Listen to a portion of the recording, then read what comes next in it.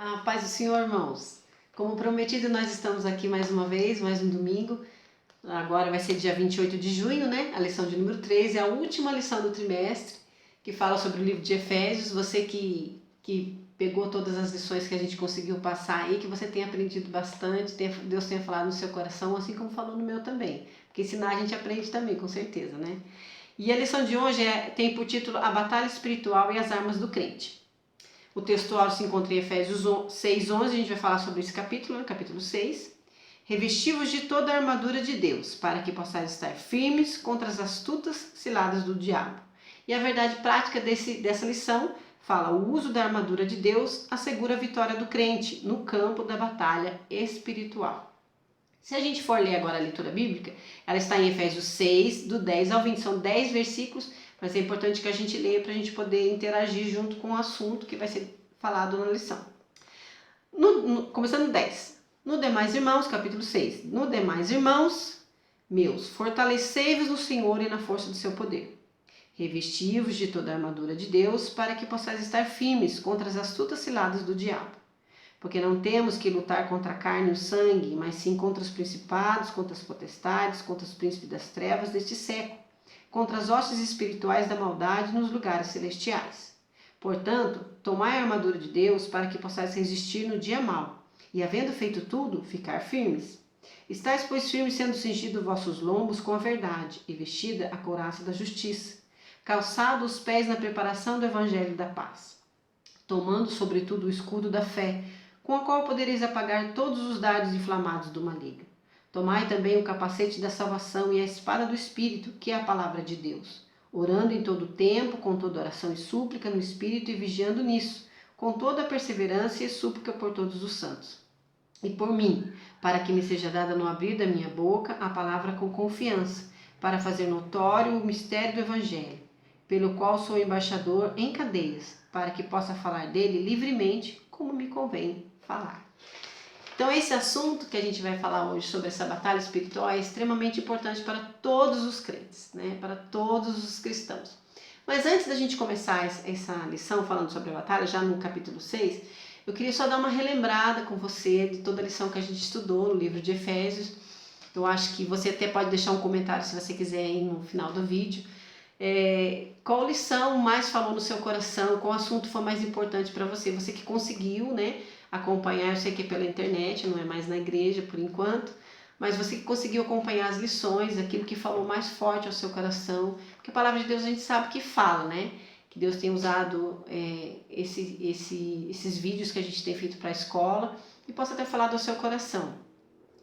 Isso eu falo às minhas alunas da igreja do Quiririm, mas a todos que veem, né, esse vídeo e ouvem e tenham aprendido, que Deus possa ter falado ao seu coração com todas essas lições. Se a gente for relembrar, a gente vai ver que a gente aprendeu sobre as bênçãos, né, espirituais que Deus tem dado ao crente, aquele que crê, né? As primeiras lições falavam como eram os Efésios, como eles viviam, como estava lá o clima para que Paulo pudesse fazer aquela carta para eles. A gente falou também sobre as grandezas de Deus, como Deus dá essa nova vida para nós, que nós vivemos agora uma nova vida em Cristo. Falou dos judeus com os gentios, que agora são um corpo, né? Fazem tudo. Então foram várias lições.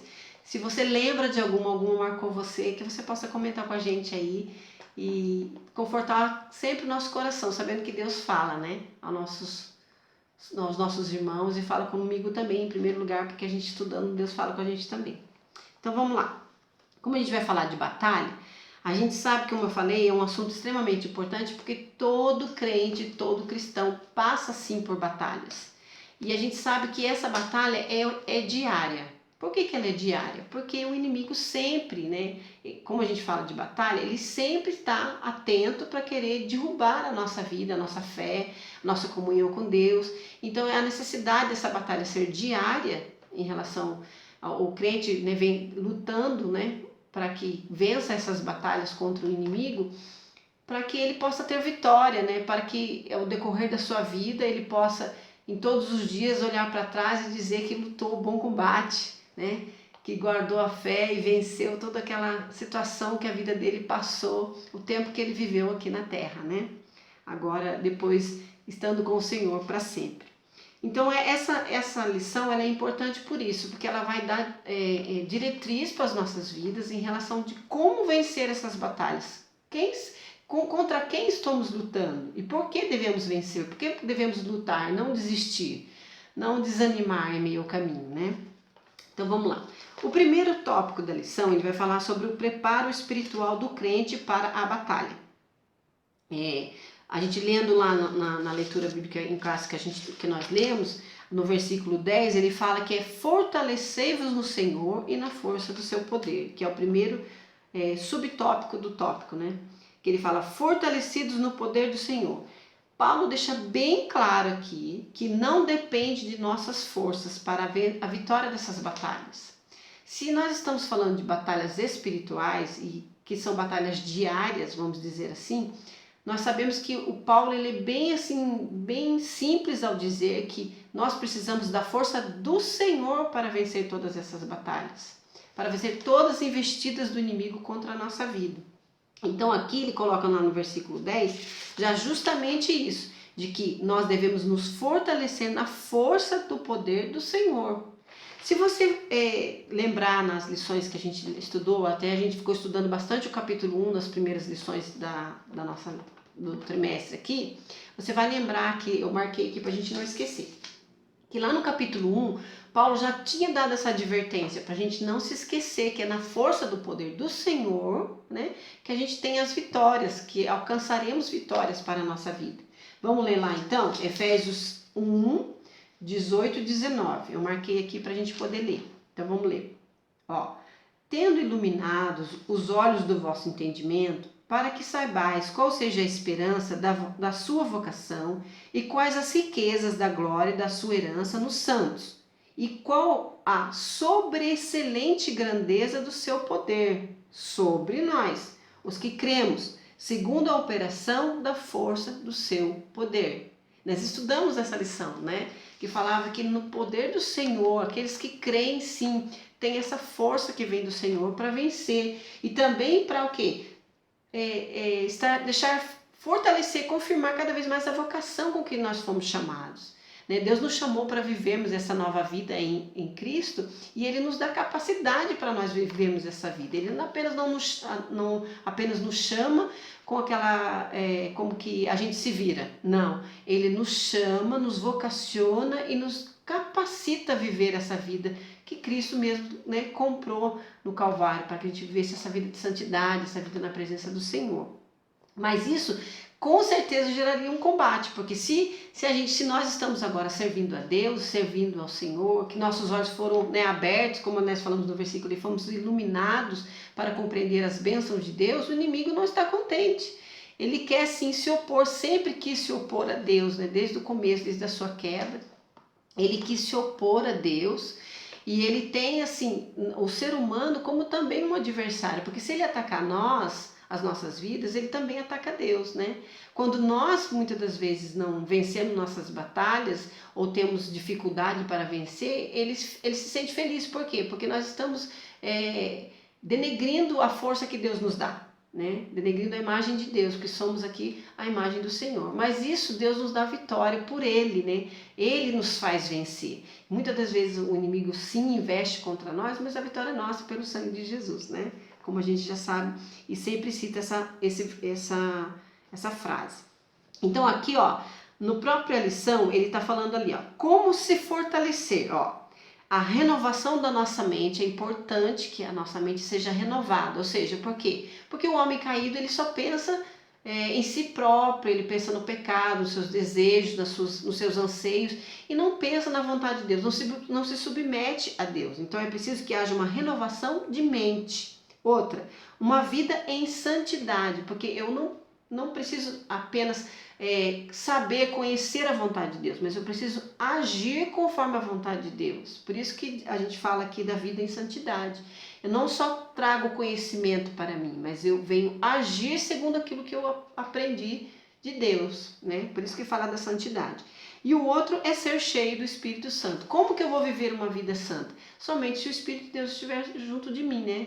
Ele estiver fazendo morada dentro de mim. É Ele quem me ajuda a a discernir entre o bem e o mal, a fugir do mal, a estar na presença de Deus, a buscar a vontade do Senhor para a minha vida. Então essa ação que o Espírito de Deus vai fazer em nós é necessária.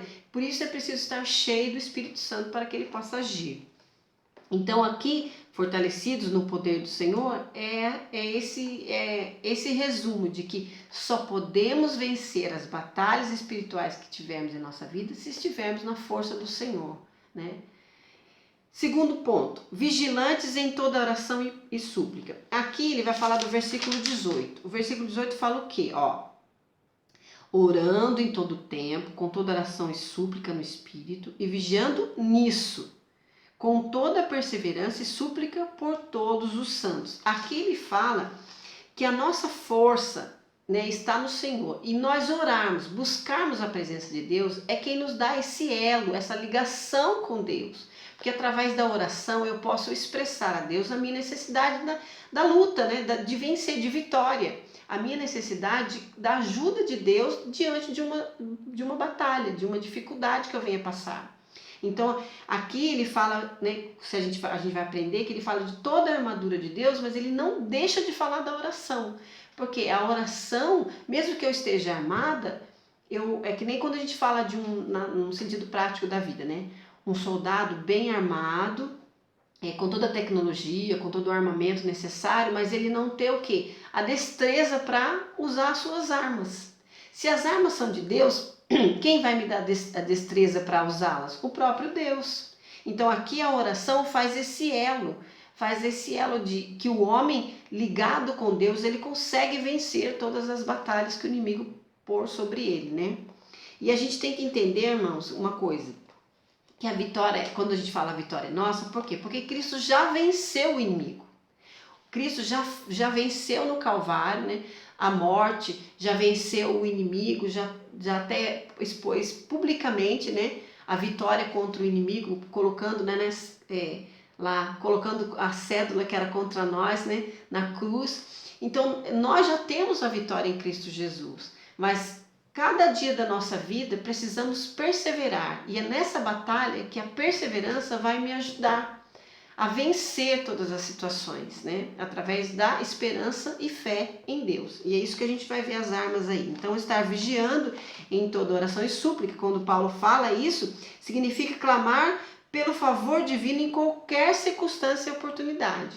Em todo momento da nossa vida, o crente vai estar sempre suplicando e buscando a Deus força para vencer todas as dificuldades da nossa vida. Nunca confiando nas suas próprias forças, né? Isso jamais pode estar na vida do cristão. O cristão depende totalmente de Deus. Segundo ponto, né? Segundo tópico. Agora é conhecendo o campo da batalha espiritual. Esse tópico aqui ele vai falar justamente sobre com quem estamos lutando. É interessante que muitos crentes eles passam, né? Vamos dizer, eles passam o limite. Ele passa além e fica aquém, muitas das vezes, porque há pessoas que acham que o diabo não tem força, né? Que o diabo, justamente por saber que ele está vencido, a pessoa acaba subjugando o diabo, né? Como se ele não tivesse força. Mas se nós formos comparar, é lógico, se nós compararmos o diabo em relação a Deus, é lógico que Deus é supremo, Deus é soberano, é o Todo-Poderoso. Mas em relação a nós sim somos muito fracos em relação ao diabo. Por isso a necessidade da força de Deus para vencermos o inimigo. E é interessante, a gente vai ver isso aqui na lição, que quando a gente vai falar das armas, a gente vai ver que nossas armas são mais defensivas do que ofensivas. A gente vai ver arma por arma aqui, né, na armadura, e a gente vai entender por que eu estou falando isso. Então aqui, conhecendo o campo da batalha espiritual, que são as astutas ciladas do diabo. Na expressão lá, vamos ver o 6:11, que ele fala: revesti-vos de toda a armadura de Deus, para que possais estar firmes contra as astutas ciladas do diabo. O que a gente pode entender por esse versículo? Que o diabo, ele faz, é como numa guerra, numa luta, que ele fica naquela emboscada, esperando a situação acontecer, para que ele possa, a Bíblia mesmo fala, né, que ele está como um leão ao nosso derredor, querendo nos tragar. Então ele está naquela expectativa de querendo a todo momento pôr armadilha, cilada e com astúcia que com esperteza. Como ele conhece, né? Ele não é onipresente nem onisciente, né? Com certeza ele não é Deus, mas ele conhece de tanto, né? Ver a situação, ver a vida dos homens, do ser humano. Quantos anos já se passaram e ele tentando os homens, tentando ludibriar, enganar os homens, e quanto tempo ele teve para entender como funciona a cabeça, os desejos, os anseios de um ser humano. Então aqui fala que essas ciladas são astutas e o diabo ele quer sim com essas ciladas derrubar a nossa vida, né? Derrubar a nossa fé. Lembra-se que, se você lembrar de todo o contexto do livro de Efésios, Deus está falando desde o começo, né, através de Paulo, as grandezas de Deus, a riqueza de Deus na vida daquele que crê. Então, todas essas promessas maravilhosas que Deus nos dá, essas bênçãos que Deus nos dá, o diabo não ia ficar parado, ele não ia ficar contente em apenas contemplar que o homem tem tudo isso e que ele é perdedor. Muito pelo contrário, ele quer te derrubar da fé, quer te tirar do caminho. E essas ciladas que o diabo arma contra nós não podemos desprezar isso. É lógico que existem o oposto, né? Quando aquele que exalta tanto o diabo com o seu poder que às vezes coloca ele acima de Deus até, né? Dependendo da situação. Mas nós temos que entender que em relação a nós, sim, nós somos fracos, nós dependemos de Deus para vencer o inimigo, né? Aquele que muitas das vezes a gente sabe, a gente vê por aí situações que as pessoas lançam até palavras, né, contra o diabo num sentido de autoridade. Sim, nós temos autoridade contra os demônios porque Jesus Cristo nos deu, né? Mas muitas das vezes o homem ele subestima o diabo, né? Colocando o diabo como aquele que não tem força, colocando como um covarde, como aquele que não consegue lutar, que não tem força. Mas na verdade contra nós ele tem muita força sim. Nós dependemos de Deus para que nós tenhamos essa vitória contra o inimigo. Então vamos lá.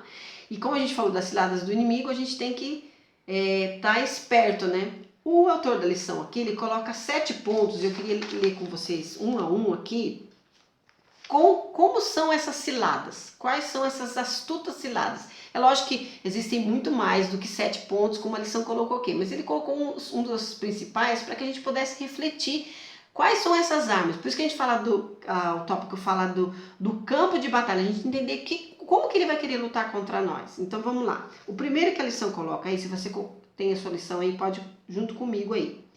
É confundir a mentira com a verdade. Se você lembrar de Adão e Eva, você vai lembrar que a primeira investida, né, a primeira luta, batalha que o inimigo coloca contra o ser humano é justamente isso. Inverter a verdade, né? Colocar a mentira no lugar da verdade. Você lembra que ele quer ludibriar a Eva, né, e Adão, e ele engana os dois colocando uma mentira.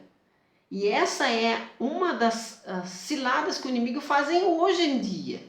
Hoje em dia ele faz isso, ele quer colocar uma mentira muitas das vezes dentro, né, do nosso coração, para que a gente se afaste de Deus, para que se afaste dos irmãos, para que se afaste da igreja, para que se afaste da fé, para que se afaste da santidade. Então a gente tem que sempre estar seguro na palavra de Deus contra essa cilada de querer inverter, né, colocar a verdade, colocar a mentira como verdade, né? Até tem um jargão que até muita gente fala, né? Tem estudo fala que se você mente tanto, muitas vezes ela acaba se tornando uma verdade, né? Porque de tanto que você fala, mas a gente sabe que a verdade não tem nada contra a verdade, né? A verdade, ela subsiste e sempre subsistirá, porque a palavra de Deus é a verdade, né? Jesus Cristo é a palavra, é a verdade, né? Ele fala, eu sou o caminho, a verdade.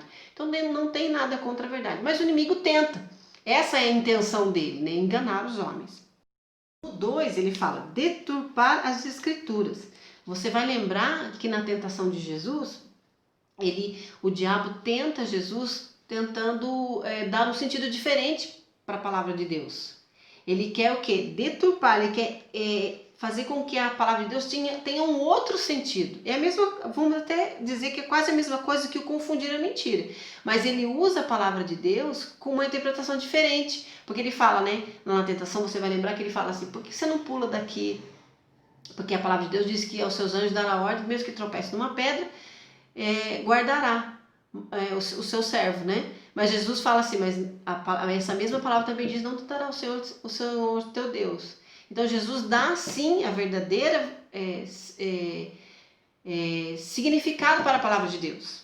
Jesus sim explica realmente aquilo que é real. A gente não pode pegar um versículo da Bíblia e fazer uma interpretação errônea, mas Cristo faz a interpretação da palavra de Deus num contexto todo, e ele mostra que se ele agisse assim, estaria tentando a Deus. Ou seja, você tem que me segurar, você tem, porque a palavra de Deus diz assim, e não é assim que a palavra de Deus realmente quer dizer, né? A gente tem que entender que Deus sim nos guarda, se realmente tropeçarmos, e não nós julgarmos a nossa vida e querer que Deus nos guarde, né?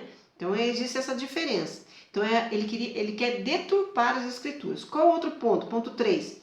Dissimular e induzir a dissimulação. Ou seja, ele quer enganar. Dissimular quer dizer fingir, trazer um sentido errado daquilo, que parece ser, mas não é.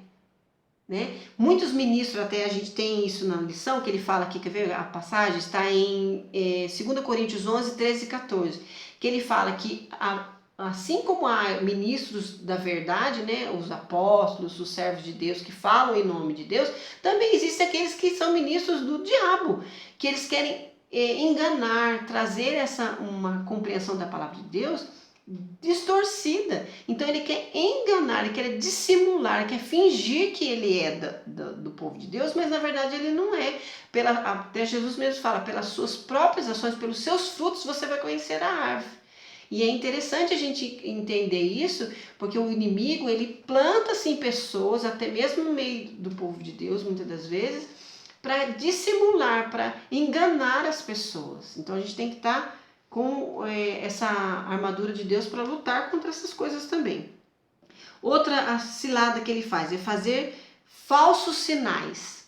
Você lembra, né, em Apocalipse fala aqui, vamos ver se está citando aqui, fazer falsos sinais, está em 2 Tessalonicenses 2 e 9, mas em Apocalipse também tem.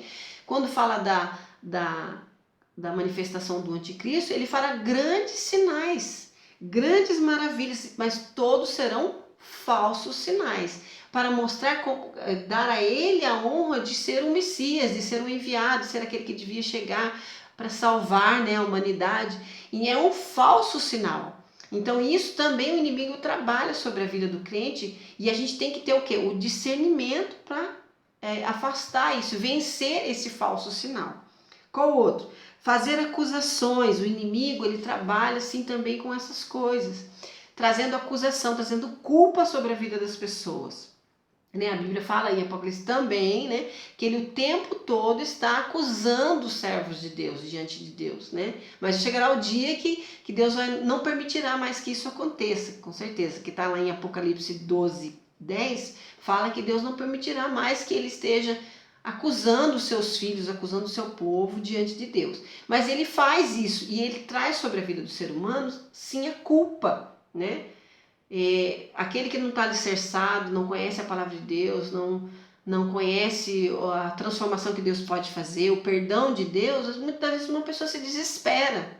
Né? E isso é uma batalha que muitas das vezes traz sobre a vida do crente, porque o crente ele ainda está em processo de santificação. Então, se ele por um motivo ou outro ele cai, isso pode trazer sobre a mente do crente que não está assegurado da armadura de Deus, uma culpa tremenda que muitas das vezes ele se afasta da presença de Deus por essa culpa.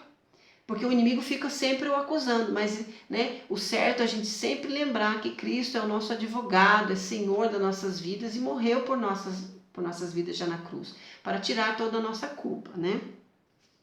Então vamos lá, que haja arrependimento no nosso coração para isso.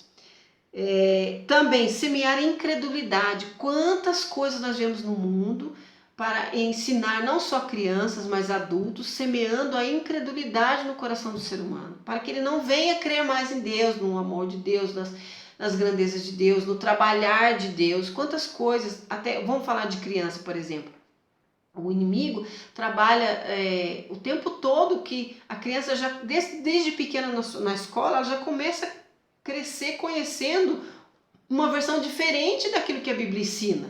de como o homem foi criado, de que Deus não tem nada a ver com essa história de criação, né? Que foi tudo obra do acaso, que o homem veio do macaco. Quando entra em relação ao homem adulto, a gente falou de criança, mas o homem adulto, a fragilidade muitas das vezes da fé é uma brecha onde o inimigo a coloca para que a incredulidade entre e ele deixe de crer o que ele já cria, ele começa a parar e pensar, mas bem, não é bem assim, a dúvida vai entrando, foi o que aconteceu com a Eva, né? A dúvida foi entrando, ela falou, mas será? E aí vai entrando e brotando a incredulidade no coração do ser humano. Então todas essas situações, tem a última aqui ainda, são situações que o inimigo vai colocando para querer minar a fé da pessoa e fazer com que ela caia nessa batalha, né? Caia e seja vencida pelo pecado. A sétima e última é promover ideologias anticristãs. Foi o que a gente falou, né? Não é só no sentido de criação, mas quando você vê no mundo de hoje mais ainda, né? Isso não é novo, antigo já, desde o tempo de Paulo, a gente sabe, né, tempos bíblicos, que o inimigo sempre lutou para colocar essas coisas invertidas, essa inversão de valores, essas ideologias que se afastam de Deus em vez de se aproximar. E isso vai sempre o quê? Querendo colocar essa sementinha do mal no coração do ser humano desde pequeno e também quando cresce, né, para que ele possa se afastar de Deus, para que ele se afaste de Deus. Então isso, e ele promove, né? A gente vê que quando fala promover as ideologias, ele promove, ele faz aquilo com grande assim, astúcia, com grande envolvimento, envolvendo sociedade, família, pessoas, trabalho. Em todo momento ele está lá trabalhando para que essas ideologias fora de Deus, né? Fora da presença de Deus, esteja cada vez mais disseminada, falando aí sobre as coisas que não agradam a Deus. Então essas foram situações, né, sete colocações que o nosso autor aqui da lição colocou, que são ciladas que o inimigo vai colocando entre o povo de Deus, entre o ser humano, né? Segundo subtópico, o conflito contra o reino das trevas. Aqui, Paulo enfatiza que esse conflito não é contra a carne e o sangue. Irmãos, isso é extremamente importante a gente entender. Por quê? Porque os crentes, os cristãos, eles se confundem muito, mas muito mesmo em relação a isso. Porque a gente sabe, a gente entende que no campo da nossa vida natural, às vezes a gente vê a luta, a batalha contra outras pessoas ou contra outras situações, mas envolvendo pessoas. E às vezes você enganado, né, vamos dizer assim, mal entendido nessa situação, você pensa que a culpa é da pessoa, como se a pessoa fosse o seu inimigo. Mas nós temos que entender que toda investida é sim do inimigo contra as nossas vidas. Mas ele usou fulano, ele usou pessoa, usou ciclano. Sim, ele usa, né, isso se a gente for falar, Jeremias reclamou dos seus próprios familiares, os familiares eram contra ele, contra a sua fé. Mas a gente tem que entender, não é contra ele, mas contra aquilo que ele cria. Então a gente tem que entender que nessa situação aqui, vamos ler o versículo que é 6:12, porque não temos que lutar contra carne e sangue, mas sim contra os principados, contra as potestades, contra os príncipes das trevas desse século, contra as hostes espirituais da maldade nos lugares celestiais. Ou seja, a batalha realmente é espiritual. Por isso que a gente precisa desse discernimento para a gente entender qual realmente é essa intenção, qual é essa situação que chega até nós. Não é a pessoa, mas sim quem está influenciando essa pessoa. E é por isso que a gente tem que entender, se a gente vê Pedro, situações que Pedro, quando Jesus falou para ele que ele ia ser entregue, né, que ele ia morrer, que ser entregue aos ímpios, e que ele necessitava que fosse morto, mas ao terceiro dia ele ressuscitar. Pedro foi contra isso. Não, Senhor, não vou deixar que isso aconteça com o Senhor. E o que Jesus fala para ele? Apartai-vos de mim, Satanás. Você só entende coisas carnais, não está entendendo coisas espirituais. Estou falando de coisas espirituais. Então, essas brechas que muitas das vezes as pessoas dão, às vezes consciente ou às vezes inconsciente, é onde o inimigo quer trabalhar. Então nós temos que lutar não é contra as pessoas, mas contra essas situações que acontecem na nossa vida, circunstâncias que acontecem, que vêm como força, como batalha, como a gente está falando de batalha, para quê? Tirar a nossa fé, tirar aquilo que a gente crê, tirar o nosso amor a Deus, nosso amor aos irmãos, a nossa fé em Deus. E é por isso que a gente tem que entender, né, que a nossa luta não é nesse aspecto físico, de carne, de sangue. Por isso que ele fala carne e sangue. Não é eu contra você, nem você contra mim, mas é contra a hoste espiritual que usa muitas vezes a minha vida, se eu deixar, ou a sua vida, para nós estarmos em briga, em desacordo, estar fora da presença de Deus, entre eu e você, né, discutindo, trazendo dissensões, fofoca, briga, e é isso que a gente tem que discernir. Tá? Então é esse o conflito, né, no reino das trevas, é esse nível que a gente está falando, é no nível espiritual, não é contra as pessoas. Por isso que quando Jesus fala do perdão, a gente vai entender por que a gente tem que perdoar o nosso irmão. Porque muitas das vezes, se eu der a brecha, eu também vou ser usada para isso. Você fala, não, imagina, não é assim. Mas se nós não vigiarmos, o inimigo pode usar a nossa própria boca, a nossa vida, nossa família, para ter essa desavença, para nos afastar de Deus. E é aí que a gente tem que estar vigilante, como um bom soldado, né? Então vamos lá. Então aqui a gente entende que né, no final desse ponto fala, ao mesmo tempo se revela que a natureza pessoal do conflito, pois essa luta se dá tanto na área individual quanto na área coletiva da igreja. Eu marquei o versículo aqui, ó, bom pra gente ler, que é no tópico 2, né? Aqui, ó, 1 Pedro 5, 8 e 9, a lição mesmo pede, ó, vamos ler. Sede sóbrios, vigiai, porque o diabo, vosso adversário, anda em derredor, bramando como leão, buscando a quem possa tragar, ao qual resistir firmes na fé, sabendo que as mesmas aflições se cumprem entre os vossos irmãos no mundo. Ou seja, não é só você que passa por situação difícil, muitos irmãos no mundo passam por isso também. E aí a gente vê que essa investida é do inimigo, essa investida é do mundo espiritual. Né? Muitas pessoas não creem em demônios, não creem no diabo, não creem que essas coisas existem, mas é algo real e a Bíblia fala muito bem disso. Né? Jesus mostra muito bem essa batalha e a gente tem que sim crer nisso e buscar forças em Deus para vencer todas essas situações que virão sobre a nossa vida. Ponto 3. As agências das potestades do ar. Aqui ele coloca ponto A, ponto B e ponto C, mostrando como são essas potestades, né?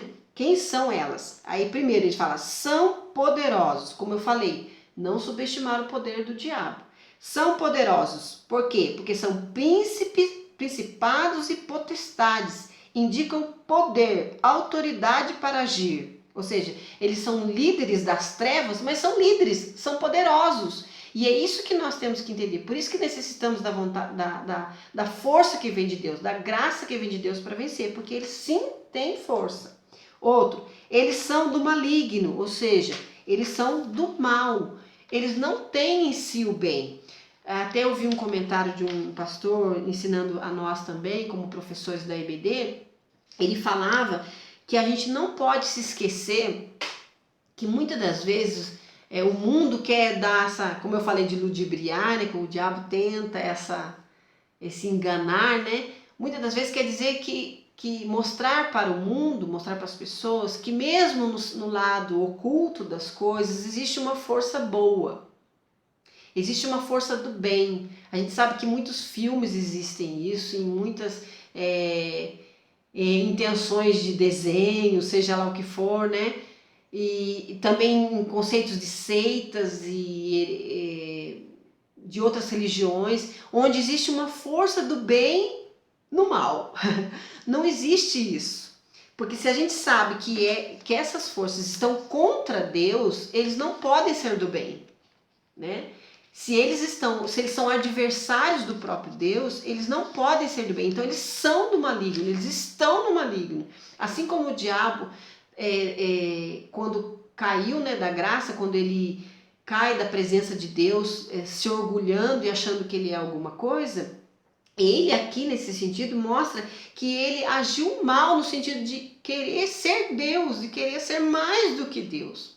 E a ação dele é totalmente contra a vontade de Deus. Por isso que a gente fala que, né, tem essa concepção, a Bíblia me ensina essa concepção, que ele é do mal, porque ele está contra Deus. Deus sempre quer o nosso bem, sempre quis o bem da humanidade, o bem de toda a criação, mas o diabo sim quis todo o mal, porque ele quis não se submeter ao Deus Todo-Poderoso, né? E isso foi um grande erro da parte dele, né? E com isso ele age em todo momento na maldade, na crueldade contra o ser humano e contra qualquer criatura que queira sim engrandecer a Deus, né? Ele tem esse poder destrutivo, né? Até a Bíblia fala que ele veio para roubar, matar e destruir. Então, outro, eles são astutos, é o ponto C. Ou seja, eles são espertos sim, eles têm essa, vamos dizer, essa agilidade, essa astúcia de fazer todo o trabalho como quem sabe o que está fazendo. Mas é lógico que nós sabemos que Deus, que Jesus, até a gente tem aqui o versículo falando que todo domínio foi dado a Cristo, né? Acima de todo principado, poder e potestade está o nosso Senhor Jesus Cristo. Então o inimigo não vence o Senhor, né? Por isso que a gente fala que ele já é um derrotado, porque o inimigo, Jesus com o sopro da sua boca, né? Com o falar da sua boca, já eliminará o inimigo no fim dos tempos, que a gente sabe em Apocalipse fala, né? Que o sopro da sua boca, ele já acaba com o inimigo e as suas hostes, né? Quando a gente fala de hostes, a gente entende, né? Com certeza você deve entender, que é o diabo sim, esse líder do mal, das trevas, mas ele, na sua caída, ele leva muitos anjos consigo. E é esses anjos caídos, né? Que fazem essa, vamos dizer assim, essa força do mal, né? Esse reino das trevas, como a lição diz. Ele quer reinar, né? Mas como Senhor e Deus não tem como, só Deus, aí só existe um Deus e Senhor. O diabo, ele é um rebelde, né? Ele é aquele que luta contra o Deus Todo-Poderoso. Então vamos lá. Agora o ponto 3, a gente já vai entrar nas armas, né, em si. Que ele fala, as armas espirituais indispensáveis ao crente, ou seja, não é questão de que se eu quero, se eu não quero, se eu preciso, se eu devo, se eu não devo. Não, são indispensáveis à nossa vida cristã. Muitas das vezes você pode pensar assim, mas eu tenho buscado estas armas? Quando a gente lê aqui, né, a gente vai estudar uma a uma, a lição vai mostrar a necessidade de que eu tenho que ter essas armas. Por quê? Porque se a gente falou que a batalha, a vitória, a força vem de Deus, e as armas também vêm de Deus, eu preciso dela. Eu tenho essa arma, se ela vem de Deus, eu tenho ela própria, minha? Não tenho. E não vou conseguir, em momento algum da minha vida, por méritos próprios, essas armas. Mas sim, no poder de Deus, na força, na graça que vem do Senhor, Ele sim me arma para essas situações. É Ele quem me dá essa força para vencer o inimigo. E as armas a gente vai vendo uma a uma aí, ó. Então, olha lá, nesse primeiro subtópico que fala armadura completa, ele fala, na carta, a orientação não é para usar armas próprias, mas tomar o equipamento dado por Deus, resistir bravamente e marchar contra as potestades do ar. É interessante a gente falar de resistir, irmãos. A gente vai ver agora as armas, que a gente vai falar sobre, né, cingir os lombos. Vamos lá ver as armas que ele fala, né? No próprio, na leitura bíblica em casa, ele fala que a primeira arma é, portanto, tomar a armadura de Deus para que resistir. Estais, pois, firmes, cingindo os vossos lombos. Ele já começa com uma arma, falando de cingindo os vossos lombos com a verdade. É interessante a gente ver essas colocações que a gente vai entender agora, essa armadura de Deus, porque Paulo faz uma comparação com um soldado romano. E a gente vai colocar a arma, né, para formar toda aquela armadura, mas ele faz uma analogia em relação ao soldado romano. E a gente tem que entender que essas armas eram indispensáveis ao soldado daquela época. Quanto mais quando a gente fala em relação quando a gente vai fazer essa comparação em relação a nós, quanto nós precisamos dessas armas. E a primeira que ele coloca é cingindo os vossos lombos com a verdade. Então a primeira arma é essa. E o que é isso? Cingir os vossos lombos. Eu marquei 2 versículos aqui, ó, que eu achei extremamente importante para a gente entender essa expressão, cingindo os vossos lombos. A gente entende que lombo é o quê? Lombo é as nossas costas. E a gente, se você for estudar, ela é como que abaixo das costelas até a cintura. Então, essa parte das costas de trás, né? E essa força que o lombo tem que ter, que ele fala de estar cingindo o vosso lombo, é a força do soldado, né? De estar com a sua, vamos dizer assim, pronta, a sua prontidão de estar pronto para fazer aquilo. Para lutar, né? Porque a gente está falando de luta. Mas essa cingir o lombo, a gente vai entender em outras duas passagens para a gente ter um melhor entendimento. Ó, lá em Êxodo 12, 11, lê comigo aí se você quiser. Êxodo 12, 11 diz assim, ó. Assim, pois, o comereis, os vossos lombos cingidos, os vossos sapatos nos pés e o vosso cajado na mão, e o comereis apressadamente. Essa é a Páscoa do Senhor. Você viu que está falando aqui, cingindo os vossos lombos? Ele está falando para o soldado? Não. Ele está falando para o povo de Deus na época que estava lá no Egito.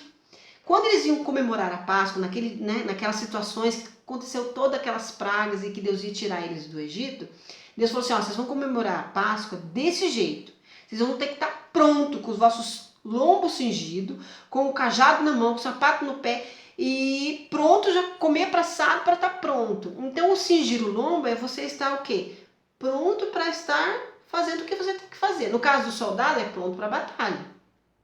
E esse cingir o lombo era uma roupa, a gente entende que a primeira roupa que o soldado colocava era uma túnica. E ela passava um cinto pela túnica. E esse cinto é que dava essa segurança para o soldado, que se ele precisasse correr, por exemplo, se ele precisasse correr, né, com aquela agilidade que ele precisava ter, ele o quê? Ele puxava a sua túnica e enroscava no cinto. Né? A gente sabe que o soldado romano, a veste do soldado romano já era bem mais curta que a veste de um judeu comum. Mas, por exemplo, assim, até para identificação, por exemplo, de um trabalhador. Como que vocês identificavam um trabalhador só de vista assim e de um homem normal, do comum assim? Ele sempre estava cingido o seu ombro, ou seja, ele estava com aquela veste amarrada aqui para cima, para que ele pudesse trabalhar e ter agilidade. Ele não podia trabalhar amarrado, impedido de movimento. A mesma coisa é o soldado. Então, quando Paulo fala que cingido os vossos lombos com a verdade dava o quê? Dava liberdade para você agir. Aqui é essa analogia que Paulo quer fazer. Pode ver que na lição está falando aqui, ó. Era uma peça que trazia mobilidade ao soldado.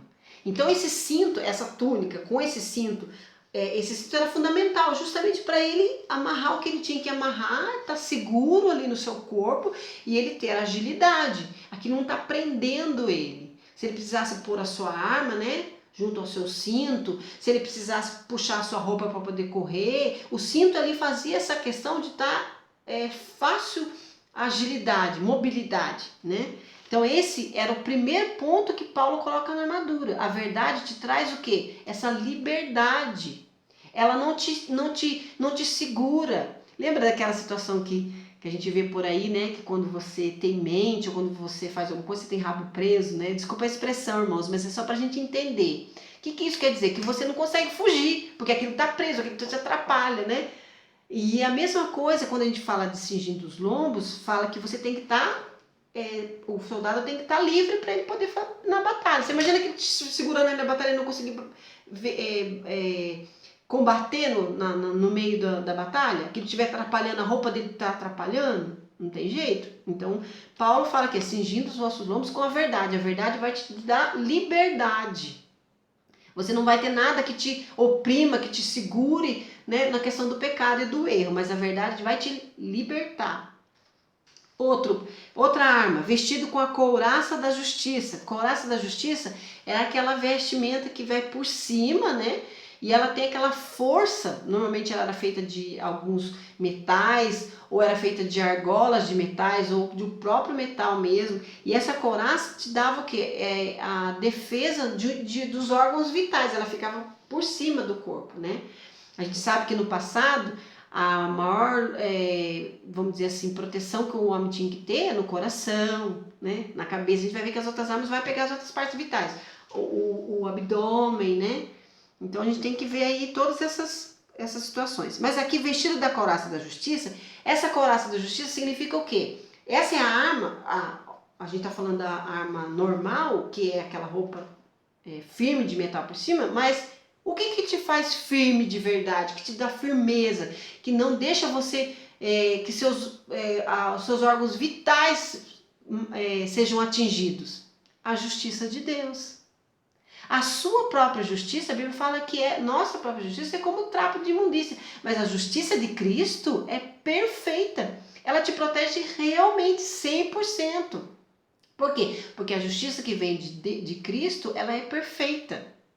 Né? Ela é a justiça que vem do próprio Deus. A gente tem um versículo que fala que Cristo é a justiça de Deus revelada. Né?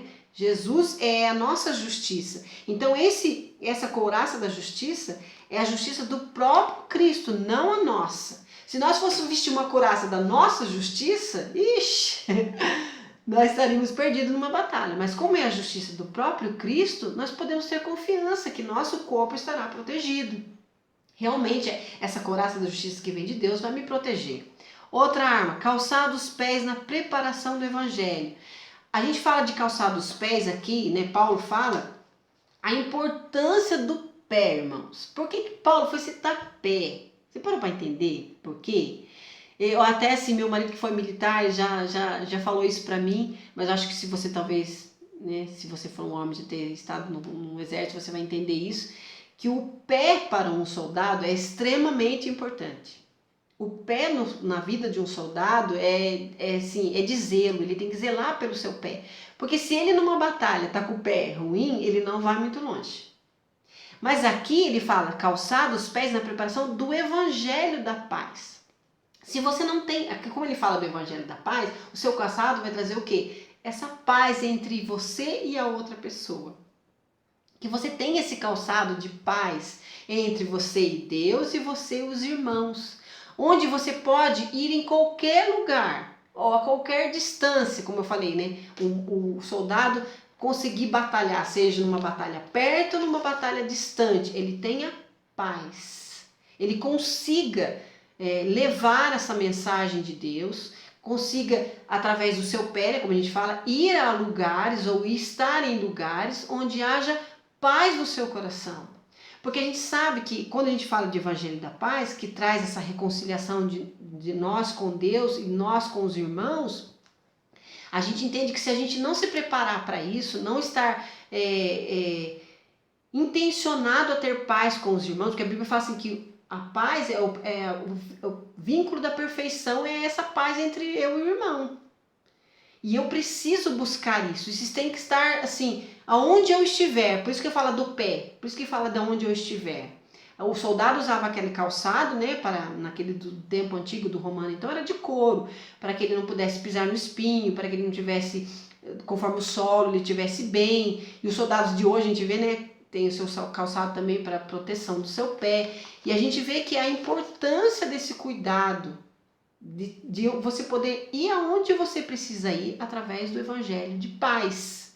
Você ter paz com as pessoas, você ter paz com os irmãos, você ter paz com Deus em primeiro lugar. Porque temos paz com Deus, temos paz com os irmãos, trazendo o evangelho a todo momento. Né? Então, essa prontidão, refere-se à firmeza do evangelho, proporcionando essa prontidão do soldado em testemunhar de Cristo aonde quer que ele esteja. Seja na batalha mais longe, mais perto, o pé dele vai estar pronto, né? Ele vai estar preparado para fazer esse trabalho.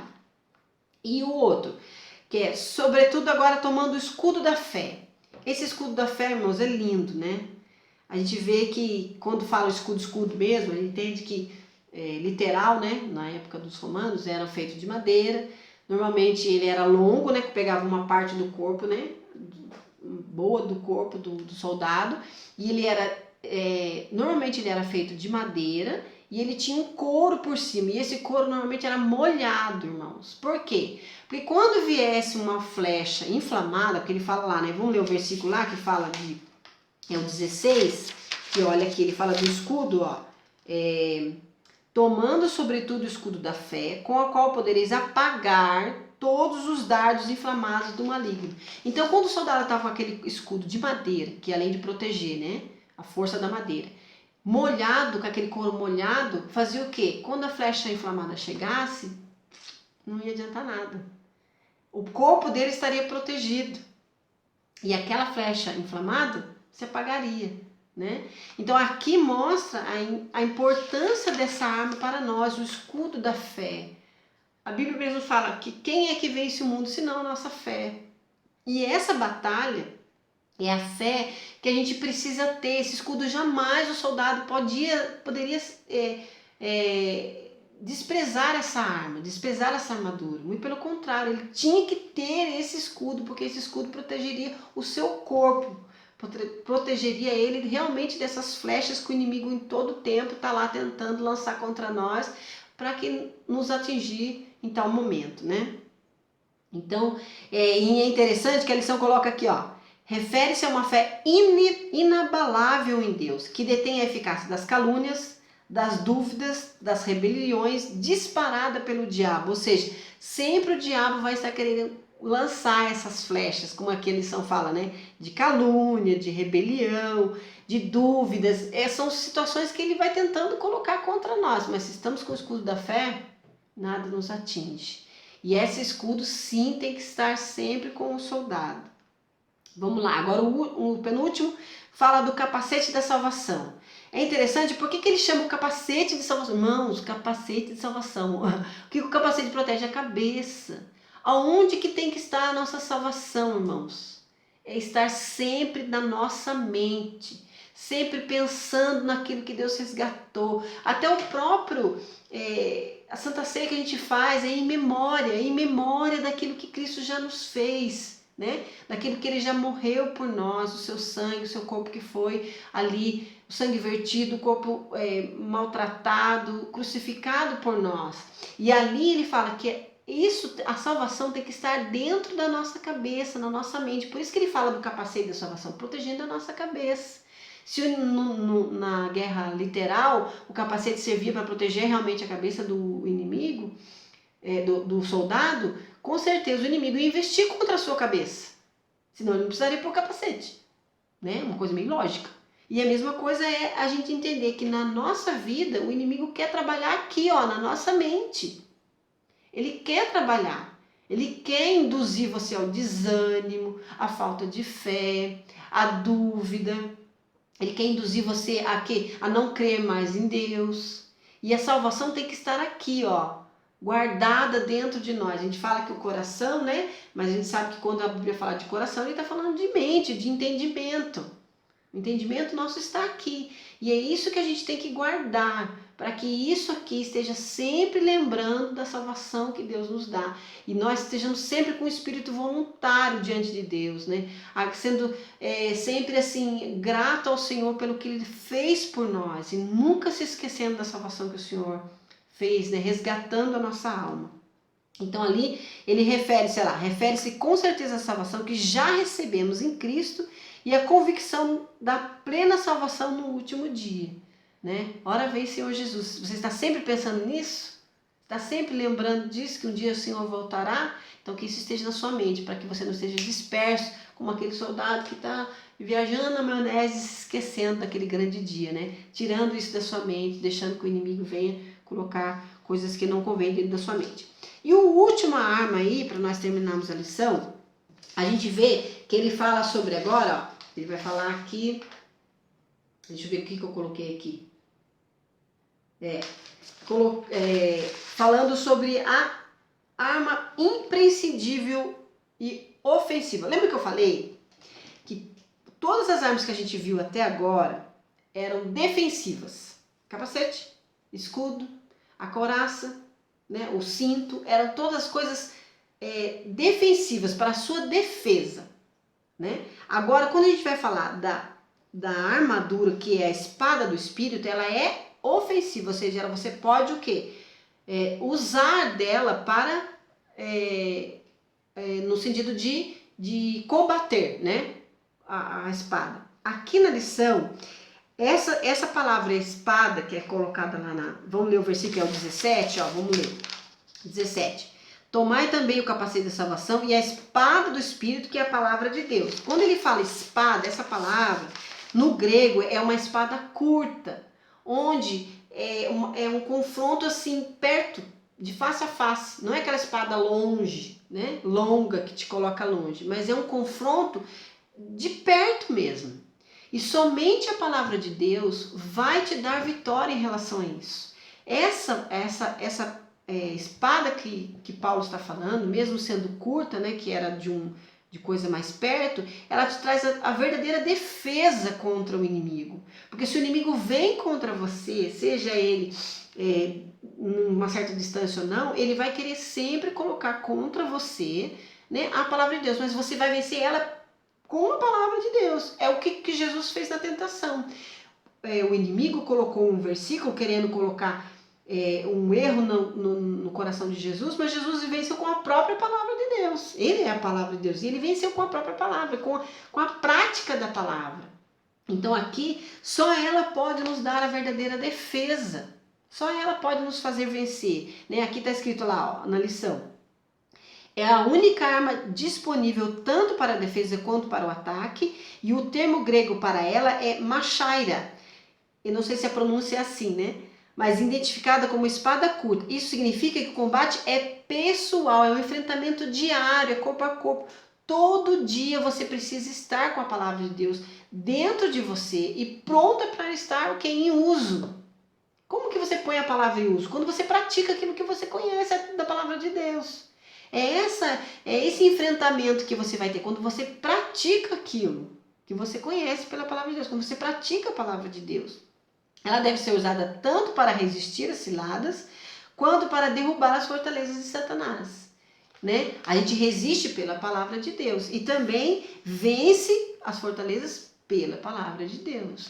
Então a gente colocou toda a armadura de Deus aqui, né, colocada na lição, que a gente leu na leitura de Efésios, e mostra que a necessidade de estarmos sim com a armadura de Deus.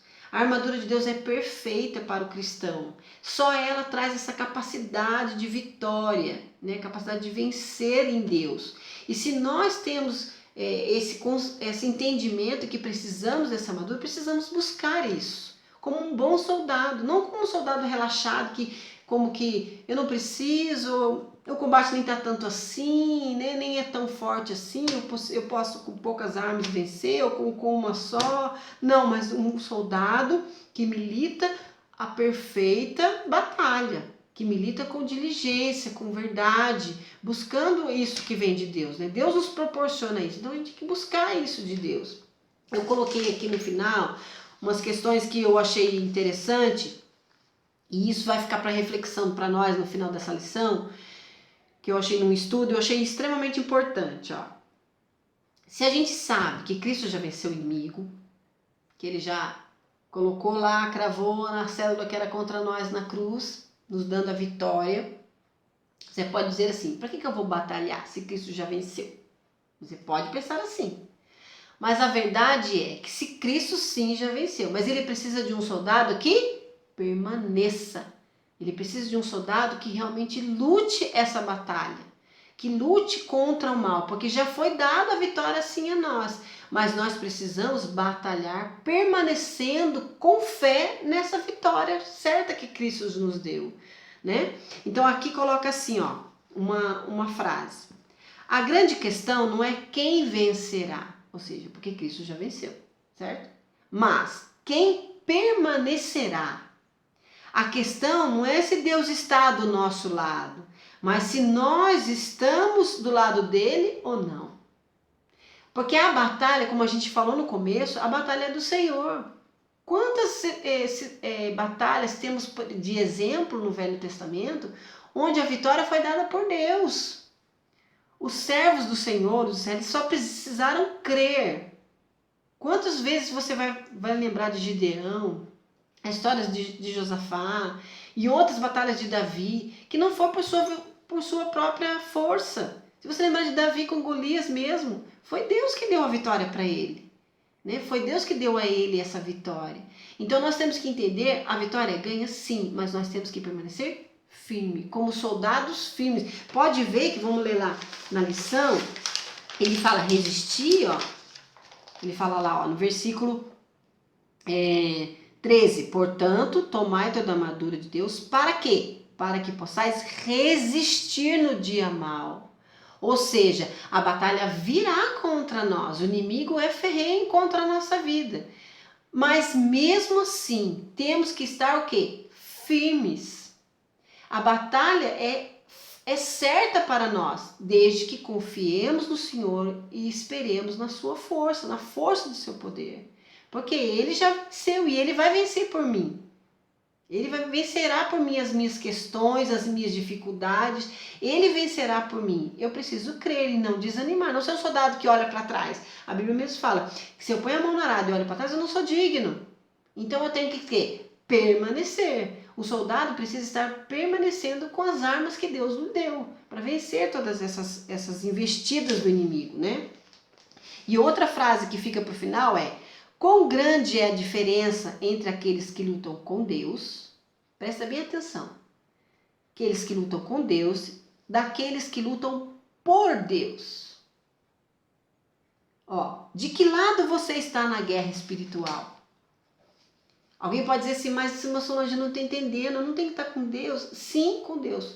Mas a sua luta não é com Deus, mas por Deus. Porque a batalha, Ele já venceu. Ele já venceu a batalha. Então você, como um bom soldado, né, que foi assim comissionado pelo general, pelo Senhor dos Senhores, Senhor dos Exércitos, você está na batalha por Deus. Você é aquele que está do lado de Deus, junto, né, vencendo essa batalha por Deus, tendo a força, as instruções do verdadeiro general. É Ele que te está dando a força, é Ele que te está dando a diretriz. Então é isso que eu tenho que vivenciar na minha vida. É estar o quê? Lutando por Deus. Porque a batalha Ele já ganhou, né? Mas eu estou fazendo tudo por Deus. Eu estou lutando para que Deus seja glorificado na minha vida. Eu estou lutando toda essa batalha para que o inimigo não tenha força sobre mim, mas Deus seja o meu Senhor e Ele sim tenha força sobre mim. Tanto é que Ele vai mostrar que Ele tem força sobre mim, me ajudando nas batalhas, né? Sendo o meu Senhor, me ajudando nas batalhas, sendo o general que me guia no caminho certo da batalha. Então a pergunta fica, de que lado você está na guerra espiritual? Do lado em que se conforma com a luta e entrega a toalha, entrega o lenço branco? Ou você está naquela que luta até o fim por Deus, luta até o fim pela verdade, luta até o fim por aquele que é o seu Criador, o seu Senhor. Se põe de pé, né? A Bíblia fala assim, em Apocalipse, fala assim, mesmo tendo pouca força, não negaste o meu nome. Você pode até ser você achar que você é um soldado que nem tem tanta força assim, mas em Deus você tem muita força, porque é Ele que te capacita para toda e qualquer batalha. Então que você seja aquele soldado, como Paulo falou, firme, lute sim pela causa do Senhor, lute sim para glorificar o seu Senhor, o Senhor dos exércitos, o Senhor dos senhores. Amém? Eu agradeço a todos e peço que os irmãos continuem orando por nós. Semana que vem, se Deus quiser, nós teremos um tema novo, estaremos com uma nova lição e assim estaremos aprendendo mais um pouco com o Senhor, né? Necessitamos o tempo todo estar aprendendo. Que o Senhor fale ao nosso coração cada vez mais. Amém? A paz do Senhor.